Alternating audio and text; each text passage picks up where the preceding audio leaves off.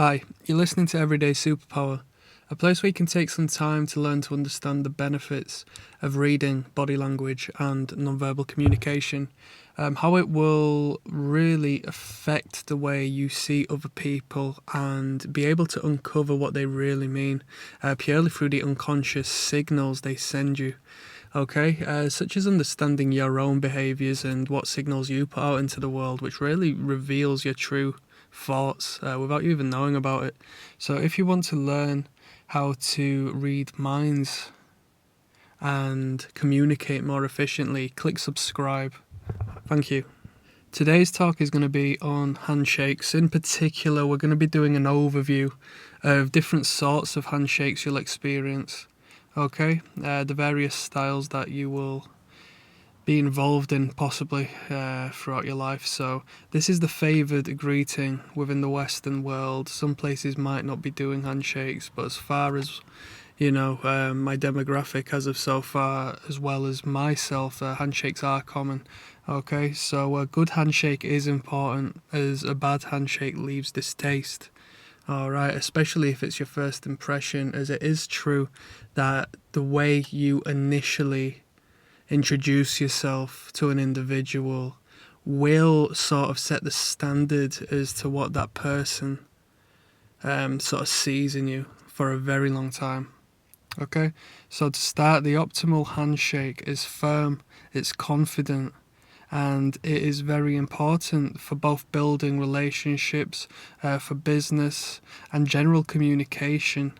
Alright, what I want to say is that firm does not imply a powerful grasp that needlessly attempts to showcase a masculine sort of form of dominance. Alright, so a firm handshake shows security, respect, and it meets the other individual midway. Alright, if you are, and I'm sure you've experienced this before, so let's flip the script and look at if somebody else was to shake your hand in an overbearing way, okay, really squeezing your hand and trying to enforce some sort of expression of masculinity into this handshake. It just doesn't feel good, and you feel distaste towards the individual. You think, what was the point in that?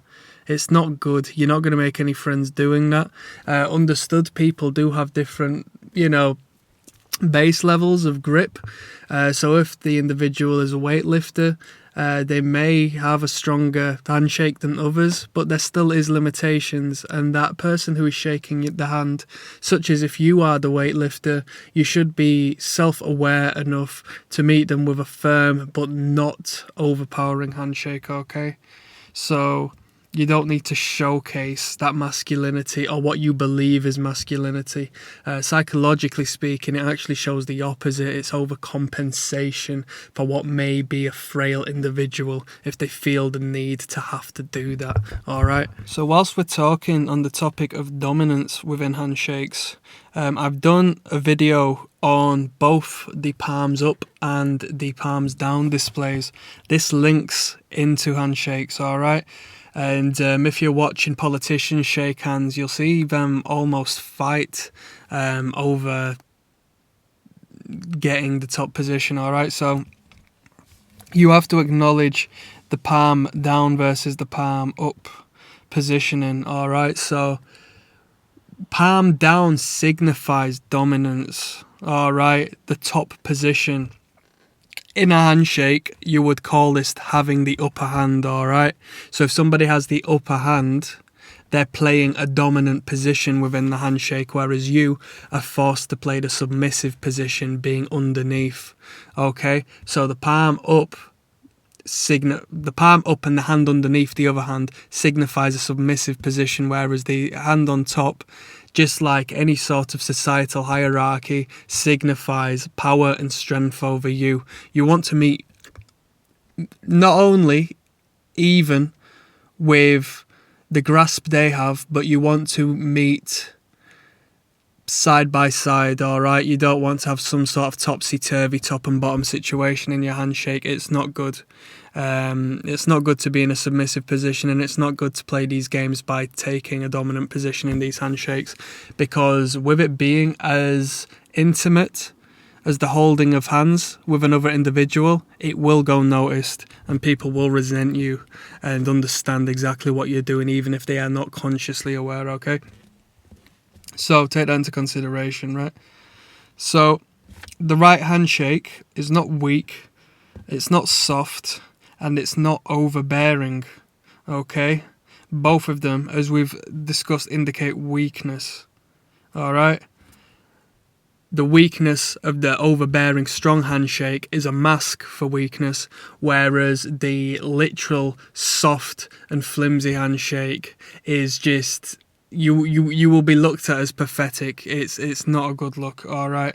The limp handshake is submissive, okay? It exposes anxiety, right?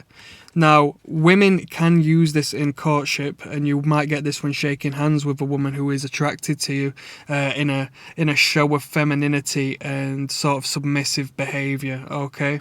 It's not good in business, though, unless, my apologies, you wish to be walked over, all right? So, in courtship, a woman may use a flimsy handshake to seem more feminine and more woman-like, all right? If you are a man, which I know most of the people who are watching these videos are, you don't want to approach this with a feminine handshake, okay? It's not a good look, all right?